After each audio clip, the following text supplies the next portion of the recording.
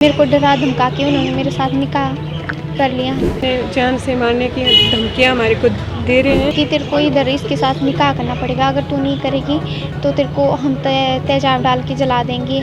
जो मैंने अपने आंखों से देखा है, महसूस किया है, मैंने मौत देखी है अपने बच्चों की। तो वो मेरे को कहीं ना जाने देते थे ना कुछ, मेरे को कमरे में बंद रख। जो धोखाधड़ी से यहाँ से बच्चे को ले जाते हैं, उनको गलत फायदा करते हैं, उनको सजा क्यों नहीं मिलती है? जब मेरा निकाह हो गया उसके बाद वो मेरे को धर्म परिवर्तन के लिए बोलने लगे। द न्यूज अडार में आप सभी का स्वागत है। मैं हूं मुनीश। मंडी जिला के रिवालसर क्षेत्र की 20 वर्षीय कविता लव जिहाद का शिकार हुई है। कविता को जम्मू कश्मीर के जिला पुंछ के रहने वाले अयाज ने लव जिहाद का शिकार बनाया है। जम्मू कश्मीर से अपनी जान बचाकर आई कविता आज परिवार सहित एसपी मंडी से मिली और उन्हें अपनी आपबीती सुनाई। कविता ने कहा कि अयाज रिवालसर से उनके माता पिता के साथ काम करता था और खुद को सोनू नाम बताया था। जब हमने कविता से इस मामले की बातचीत की तो देखते हैं कि कविता का इस सारे घटनाक्रम के बारे में क्या कहना है। एक लड़का था जो मेरे घर में आता था, वो पहले मेरे पापा के साथ रोड के काम पे होता था, फिर वो धीरे धीरे मेरे पापा के साथ उसकी फ्रेंडशिप होगी, फिर मेरे पापा के साथ वो मेरे घर आने लगा। उसने मेरे को बोला कि मैं आपको अपनी सिस्टर बनाऊंगा, फिर मैंने उसे हाँ कर दी, भाई ठीक है। फिर उसके बाद मतलब कुछ महीनों के बाद वो मतलब फ्रेंडशिप में आ गया। फ्रेंडशिप के बाद उसने मुझे कहा कि मैं आर्मी में हूँ और मैं आपसे बहुत प्यार करता हूँ। फिर मैंने कहा ये आर्मी में है, सब कुछ ठीक है, मैंने उसको हाँ कर दी। फिर तो मैंने हाँ कर दी कि ठीक है, मैं तुम्हारे साथ शादी करना चाहती हूँ, मैं भी। फिर वो मेरे को अपने घर लेके आया। तो फिर वहाँ पे जब मैं गई तो पहले तो उसने मेरे को अपना नाम सोनू बताया था। जब वहाँ का मैंने नेचर देखा, बिहेवियर देखा लोगों का, तो वो सब मुस्लिम थे। और जैसे मैं उधर पहुँची तो वहाँ के सारे आस पड़ोस के जो भी गांव वाले थे, मौलवी थे, वो सब मेरे पास पहुँच गए। फिर वो मेरे को बोलने लगे कि तेरे को इधर इसके साथ निकाह करना पड़ेगा, अगर तू नहीं करेगी तो तेरे को हम तेजाब डाल के जला देंगे या फिर तेरे साथ मार पिटाई करेंगे। फिर मैं बहुत डर गई।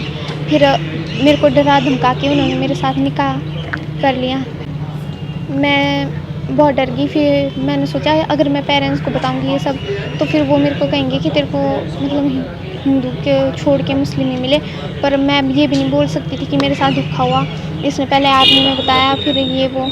फिर मैंने बहुत मुश्किल से, वहाँ पे मैं 2 महीने हो गए थे, फिर मैंने उसका विश्वास जीता। फिर उसने मेरे पास अपना फ़ोन रखना शुरू कर दिया। फिर मैंने उसका मतलब जो भी आइडेंटिटी थी उसका आधार कार्ड उससे ले लिया। फिर मैंने कहा कि अब मैं अपने मम्मा पापा को कॉल कर सकती हूँ। मेरे को इतना लगा कि भाई अभी इसको मेरे पर यकीन है। तो फिर मैंने अपनी मम्मा को कॉल की। फिर मैंने बताया कि मम्मा मेरे साथ ऐसा ऐसा हुआ है, आप मेरे को लेने आ जाओ। फिर इन्होंने मुझसे एड्रेस पूछा, फिर मैंने इनको एड्रेस दिया। फिर ये मेरे को लेने आए उधर से।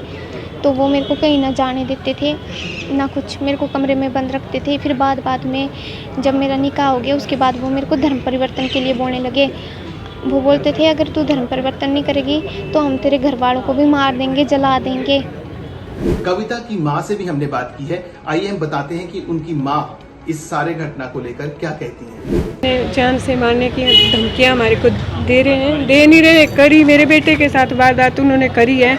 जो मैंने अपने आंखों से देखा है, महसूस किया है, मैंने मौत देखी है अपने बच्चों की।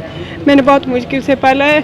3 साल से किडनी का मरीज है, हमने शिमला से इलाज किया है इसका, और वो हमारे बच्चों को सड़क पे मार रहा है। हम बार बार सबके पास जा रहे हैं, जैसे पुलिस यहाँ बोल रही है वहाँ बोल रही है, सबके पास जा रहे हैं, पर वो गिरफ्तार क्यों नहीं जा रहा है, उसको क्यों नहीं लाया जा रहा है।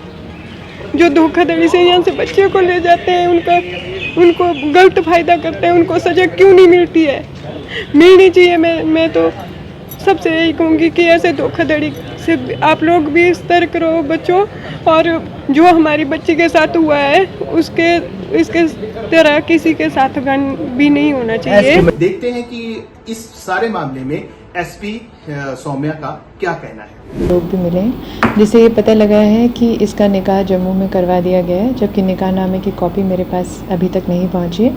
लेकिन लड़की के बयान पर ये समझ आता है कि उनका निकाह हो चुका है और उसके बाद वो किसी तरह यहाँ वापस आई है और उसको थोड़ा खतरा महसूस हो रहा है और साथ में उसके परिवार को भी खतरा महसूस हो रहा है। वो अभी हमसे मिले हैं और हमने इस पर कार्रवाई शुरू कर दी और हम जल्द से जल्द उसे ढूंढने का प्रयास कर रहे हैं।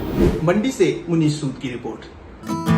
Make sure to drop a like and comment, and don't forget to subscribe to the News Radar.